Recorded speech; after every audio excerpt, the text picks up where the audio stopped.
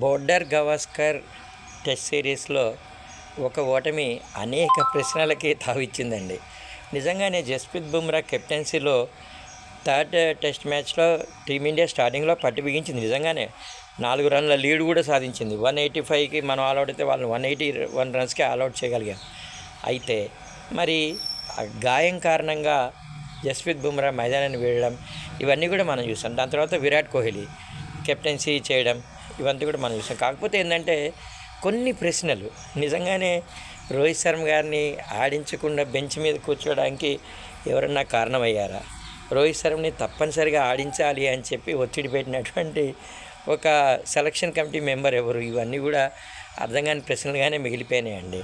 ఏదేమైనప్పటికీ బుమ్రా లేని లోటు మ్యాచ్కి ఎంత నష్టాన్ని చేస్తుందో ఈరోజు మనకు అర్థమైంది. ఇప్పుడే జస్ట్ మ్యాచ్ అయిపోయినట్టుంది. టీమిండియా ఓడిపోయింది. 10 ఏళ్ళ నుంచి మనం నిలబెట్టుకున్నటువంటి బోర్డర్ గవాస్కర్ ట్రాఫీని మనం కోల్పోవడం అనేది అయితే జరిగింది. సరే, ఆటలో గెలిపోవటంలు అనేవి కామనే. కాకపోతే మరి వాషింగ్టన్ సుందర్ని స్పిన్నర్గా అశ్విన్ ప్లేస్లో మనం తీసుకున్నాం. మరి అతనికి బౌలింగ్ ఎందుకు ఎక్కువ ఓవర్స్ ఇవ్వలేదంటే పిచ్చి ఓన్లీ సీమర్స్కి అనుకూలంగానే ఉందా అని. తర్వాత నితీష్ కుమార్ రెడ్డి ఫస్ట్ ఇన్నింగ్స్లో కూడా 2 వికెట్లు తీశాడు. అతన్ని తొందరగా కూడా మనం బౌలింగ్లోకి తీసుకురాలేకపోయాం. అంటే రెగ్యులర్ కెప్టెన్ లేని లోపమా, లేకపోతే వీళ్ళందరూ కూడా అనుభవం గల కెప్టెన్సే. ముగ్గురు అంటే ఈ మ్యాచ్లో దాదాపు 3 కెప్టెన్స్ మనం చూసాం. రోహిత్ శర్మ గారు కూడా వచ్చి సలహాలు ఇవ్వడం మనం చూసాం. కోహ్లీ టీంని ఎంకరేజ్ చేయడం విధానం మనం చూసాం.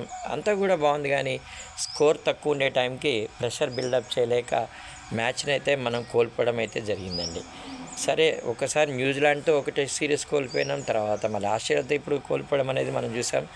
మనం గెలిచింది కేవలం బంగ్లాదేశ్ మీద, ఆఫ్ఘనిస్తాన్ మీద అన్నమాట. ఆఫ్ఘనిస్తాన్ కూడా ఒక బ్రహ్మాండమైన టీం అవుద్దండి. తప్పనిసరిగా టీమిండియాకి అది ఛాలెంజ్ చేసేటటువంటి టీం లాగే నాకైతే కనిపిస్తుంది.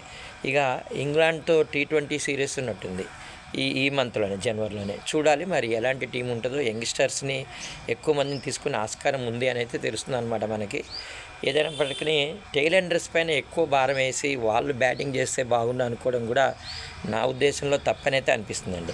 కానీ ఇక్కడ కెన్స్టర్స్ లాంటి బ్యాట్స్మెన్, వెబ్స్టర్ లాంటి బ్యాట్స్మెన్ ఇక్కడ ఆస్ట్రేలియాకి దొరకడం చాలా గుడ్ థింగ్ అయితే అనిపిస్తుందండి. వాళ్ళు మంచి ప్రదర్శన, వాళ్ళని పెట్టుకునే నమ్మకాన్ని కెన్స్టర్ కూడా మార్నింగ్ ఆట చూశాను కదండి. మార్నింగ్ 5 o'clock ఆ టైంలోని ఎదురుదాడి చేశాడు. అంటే ఒక మనకి ఛాయిస్ ఇవ్వలేదు, బెదురుతున్నారు అనే ఛాయిస్ ఇవ్వకుండా ఆయన వికెట్ కోల్పోయాడు.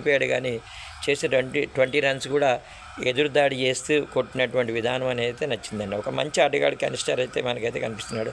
నితీష్ కుమార్ రెడ్డి గారు ఈ సిరీస్లో మనం చూస్తే కొన్ని జస్ప్రీత్ బుమ్రా బ్రహ్మాండమైనటువంటి బౌలింగ్ అండి. ఇంకా ఆయన గురించి ఎంత పొగిడినా తక్కువే. అలాగే సిరాజ్ కావచ్చు. సో వీళ్ళందరూ అంటే టీమిండియా మొత్తం సీమర్స్ మీదే కాకుండా కాస్త స్పిన్నర్స్ మీద కూడా. అశ్విన్ ఒక గొప్ప స్పిన్నర్ అండి. ఆల్ ఆఫ్ ఏ సడన్ ఆయన రిటైర్మెంట్ ప్రకటించి వచ్చేయడం, ఇవన్నీ కూడా బోర్డర్ గవాస్కర్ సిరీస్లో మనం చూసినటువంటి విధానాలు చూడవచ్చు. అలాగే రోహిత్ శర్మ గారు కూడా ఫార్మ్ కోల్పోయింది కూడా ఇదే సిరీస్లో.